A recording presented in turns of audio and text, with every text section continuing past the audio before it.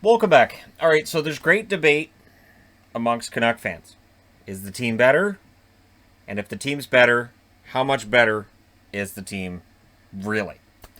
Now, the question to me is one of, now I've got who's likely on the roster here, but I've got 25 players listed here. It's a 23-man roster. Don't forget, it's a 23-man roster. So just because a guy's not in the lineup doesn't necessarily mean they go to Abbotsford. It's a 23-man roster, and you're going to have road trips and whatnot. So I do have a certain way that I've coded this out, and I'll go through the lineup first. The lineup as it would currently be constituted, July 29th, so there may be other moves coming. But at this point, this looks like it's how the lineup's going to be. Now, I've gone with the lines just as they show up on the depth chart of Cap Friendly because it doesn't matter who's on what line. Not for this video. But people are still going to say, you've got that guy on the wrong line. Yeah, whatever. So, your top six. So, Miller, Pettersson, Besser. Likely going to be your big guns here. Now, for JT Miller, Miller had an up and down season. And anytime that he had a relatively rough game away from the puck, Canuck fans noticed and were very vocal about it.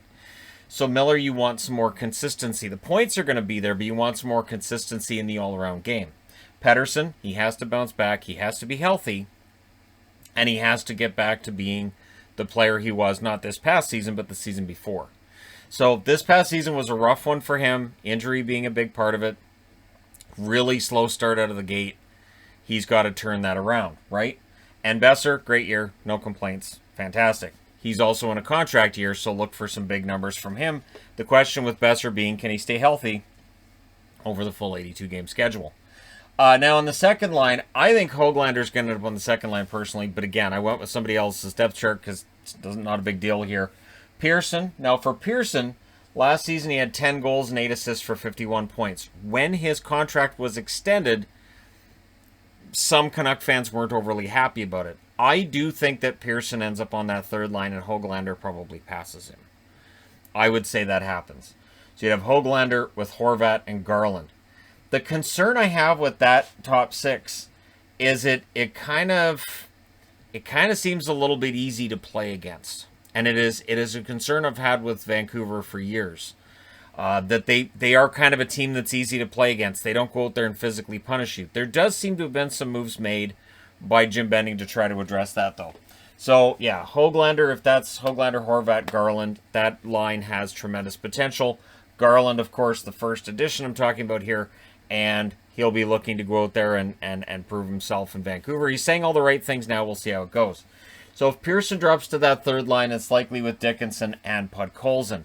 Podkolzin, you've got that black dot there because I need to talk about how Podkolzin coming in as a rookie is a wild card as well. So with Miller, it's can he have the consistency? With Pettersson, it's a bounce back. Podkolzin, the talking point is, so how is he going to play as a rookie in this lineup? Is he going to come in and just take to the North American game right away, or is it going to take a little while? And for some players, it takes a little while. And if it does that adjust what the Canucks' expectations are as a team this year? Fourth line, I'll say Highmore, Sutter, and Mott works, although McEwen may push Highmore out of there. I like Dowling. I like Patan as signings. I think Dowling has an opportunity to maybe end up in a fourth line spot. I could see that, and I know Dowling's being seen as a minor league signing. There are other minor league signings as well that may jump into a spot here, especially Di Giuseppe. But yeah, Patan, McEwen, Dowling. McEwen's probably the 13th forward who jumps in the case of injury. And it is a concern I have, is that when somebody gets hurt for Vancouver, especially if it's in the top six, do they have the depth to absorb that loss? It's something that's been a problem for Vancouver for a while, and I'm not sure that they necessarily have that right now.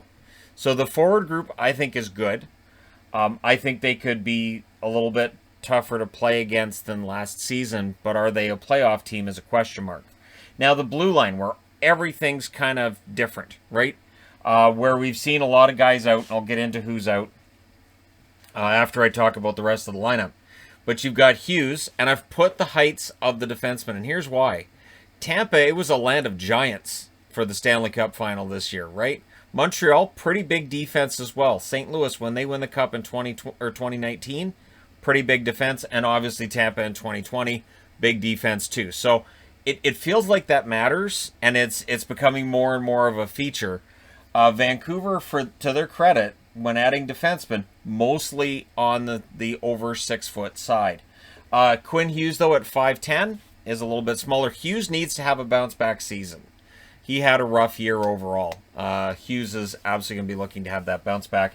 Hamonic, good on the side with Hughes there. I thought Hamonic played better as the season went along. The problem is, right now I've got him at the top of this, and I don't think he's a top 2 guy.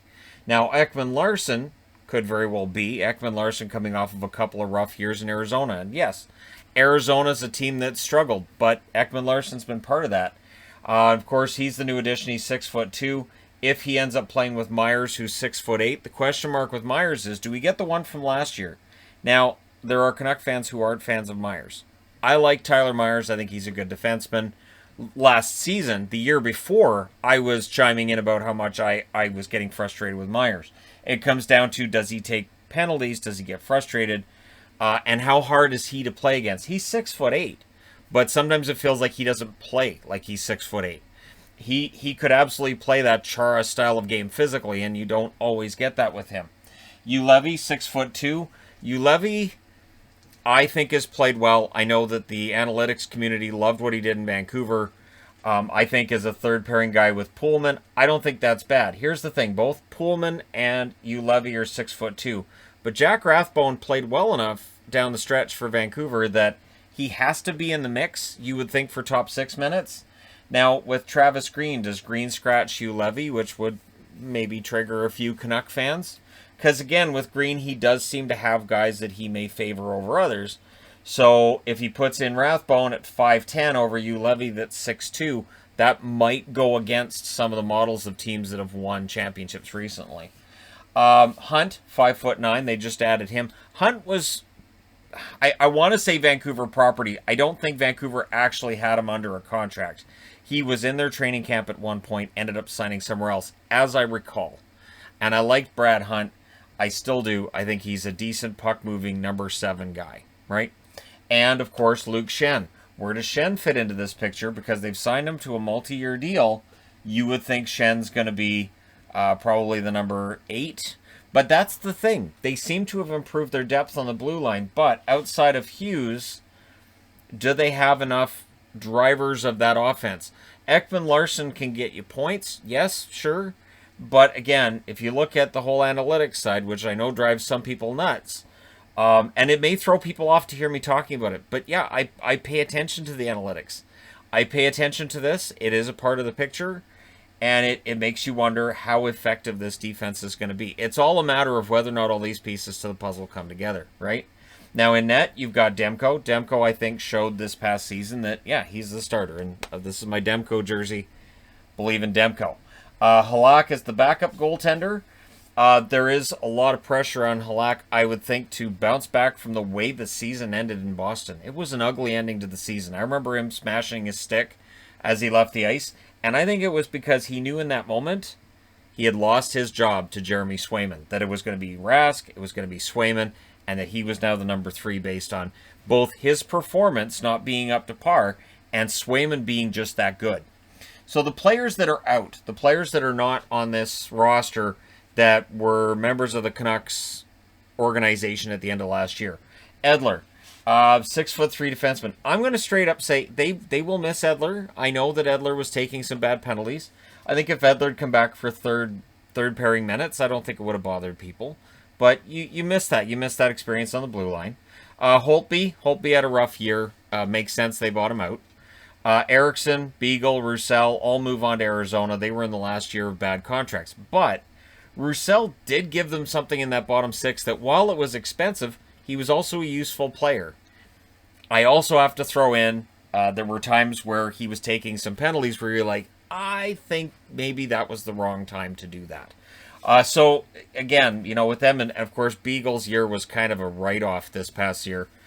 He's going to be looking for a bounce back in a big way. Of course, Virtanen gets bought out, so that's a hit on the depth chart. Although, again, Virtanen, known for, he didn't come into camp in shape. There were always rumors about Virtanen, and not good ones either. So Virtanen on his way out makes sense that they wouldn't want that distraction. Nate Schmidt, of course, traded to Winnipeg, 6'1" defenseman. Again, I'm going with the height on the defenseman because that's what gets talked about a lot with defense. I like Schmidt. I don't think that necessarily the Canucks will miss him. And I only say that because he did have a rough year in Vancouver. I don't think he had much of a chance. I think he was kind of kneecapped right out of the gate. I look forward to seeing a bounce back year for him in Winnipeg, and I think he has it. Harreluk is a bottom six guy. Not 100% surprised they moved on from him. I like Harreluk. Grayovac has signed overseas. VC and Boyd. I'm mildly surprised they didn't bring Boyd back, but once Brandon Sutter's back in the fold, that renders Boyd one that you don't need because you've got Dickinson, who is elite level defensively. The one thing with Dickinson is 51 games, 7 goals, 8 assists, 15 points. Dickinson will not provide you the offense as the number 3 center that other teams may have at that number 3 spot, right?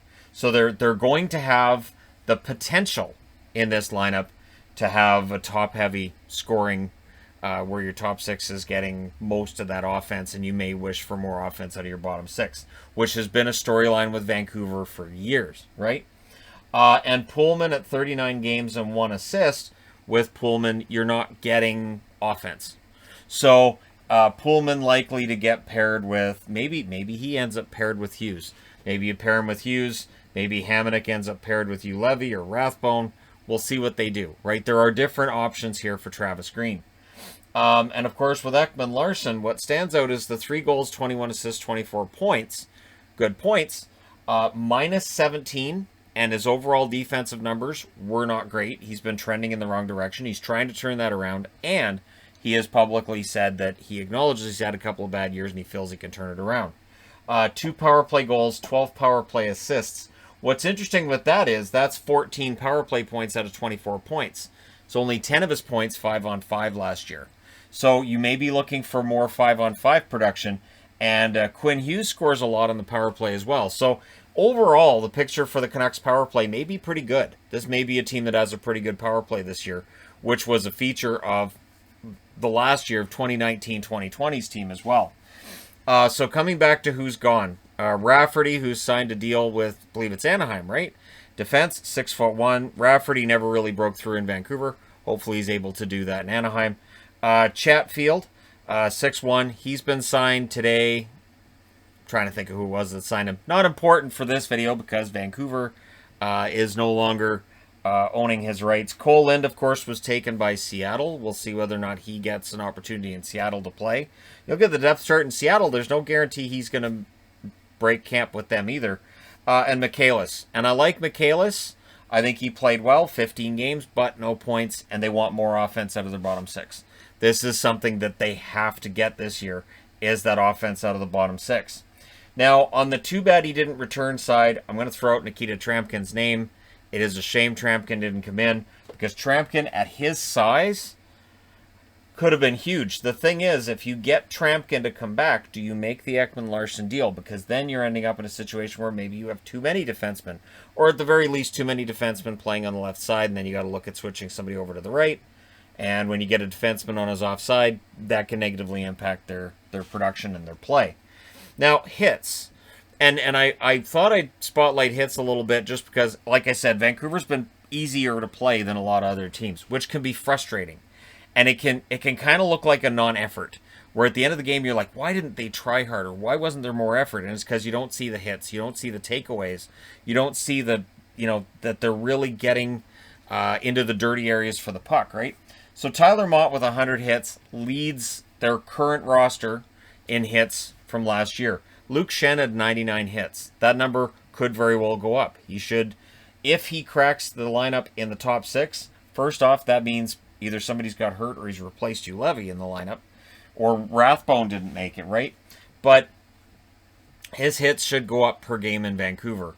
JT Miller with 90 hits. DiGiuseppe had 78, which is why I'm thinking DiGiuseppe, of the guys I didn't include here, may end up forcing his way into a fourth-line role. Dickinson also had 78 hits in Dallas. I'm telling you, Vancouver fans are going to like Jason Dickinson. They really are. Ekman Larsson had 72 hits. Pullman had 69 hits for Winnipeg. And Morrissey, and again, this is getting into that advanced side of things, Morrissey's numbers seem to be better when Pullman was with him than when he wasn't. So if Pullman ends up paired up with Ekman-Larsson, Pullman may very well drag up Ekman-Larsson's overall numbers. So again, there's a lot of ways that this defense could end up shaking out. McEwen had 65 hits. I love McEwen's effort. Horvat, 64 hits. Everybody knows I love Horvat. Myers, 61 hits. And then you get into the turnover side of things. So I want to look at who had the positives. So when you take a look at takeaways and giveaways, Höglander was a plus 22. It is a side of Höglander's game that I don't think gets a lot of discussion. We look at the highlight reel moves and goals and all these great moves, but his ability to cause turnovers, his defensive game is underrated, which is another reason why he could very well end up on that second line of being a permanent top 6 for Vancouver. Garland was a plus 15 in Arizona. Dickinson was a plus 11 in Dallas. Sutter was a plus 9. I have always defended Sutter.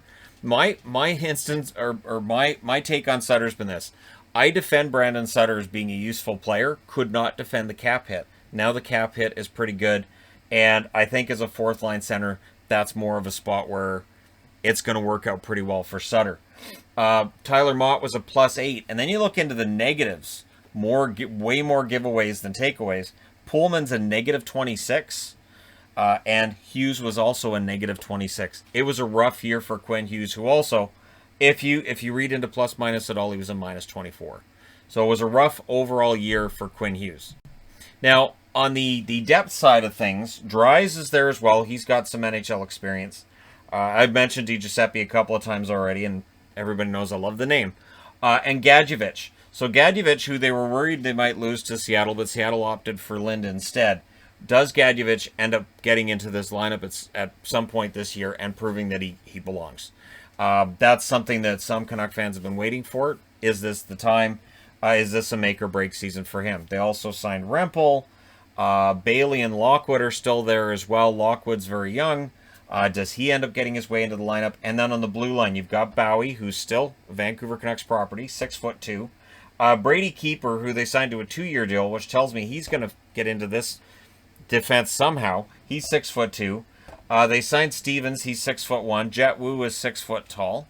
And then there's Burrows, who's 6 foot tall. And that is Burroughs, not Alex Burrows, who's an assistant coach for the Montreal Canadiens. And of course, Michael DiPietro, who if Halak has any kind of struggles like he did last year, DiPietro's capable of coming up and being a decent replacement. He's been biding his time in the American Hockey League, and at some point he gets his chance. And the overall picture for me is simple. I do like the forward group. I do. I liked their forward group last year as well. Remember, I took the Canucks last year to make the playoffs. Before the season started, I felt they should be a playoff team. I don't know. I don't know now. And I look at this defense, and there are so many unknowns, because we don't have any idea how Ekman-Larsson, Pullman, Schenn, Hunt, any of these guys who get in there, Keeper, we don't know how any of these guys are going to work as Canucks.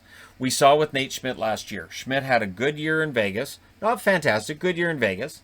Comes to Vancouver, and it just doesn't work. So it does happen where players switch teams, and it just doesn't work. There's going to be a video at some point this summer on really good players who went into a situation that just didn't work.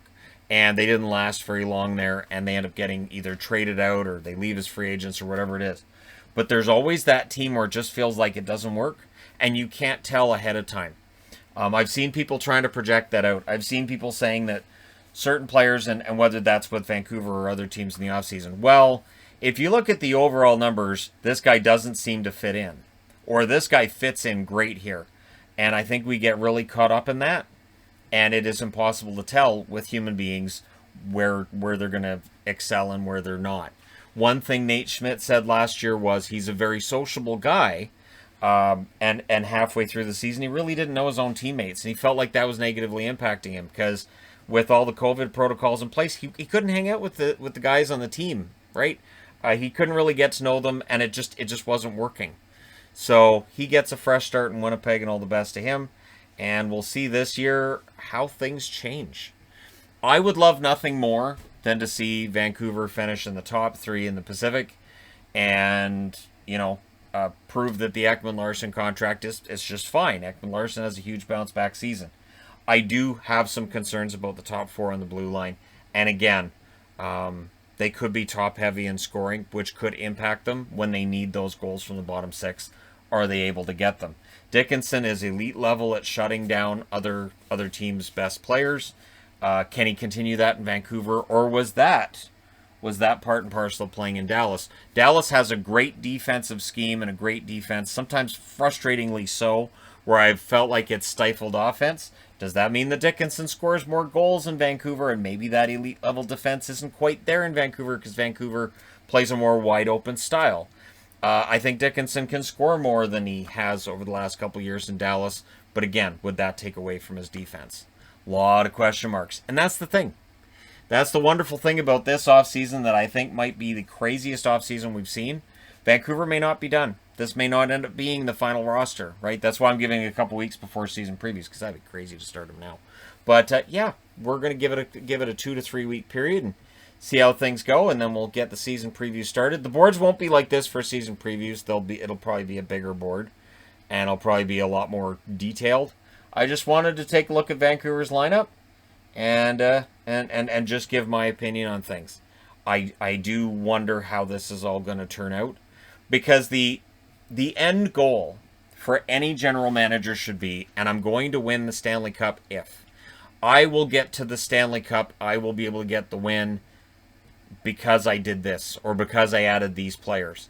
And it is a question that I sometimes think in Vancouver has been more of the, we just want to make the playoffs. And I've heard Benning say, we're trying to make the playoffs. And people will say, and I agree with them, but shouldn't we be trying to build that contender? And it's a question I still have with Vancouver, and we'll see how things turn out.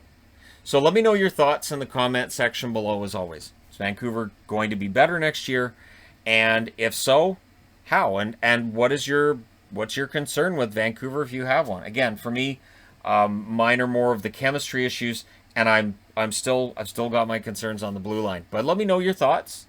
Don't forget to hit like and subscribe if you're browsing your way through, you just happened upon this video. And yes, the one thing that could absolutely cause major issues would be if the Pettersson and Hughes negotiations were to drag out and it becomes this big problem. That would be the absolute worst of it, but I don't even want to speculate on that here. Not yet. Thank you guys so much for all your support. If you haven't already hit like and subscribe, please do so, and I will talk to you again soon.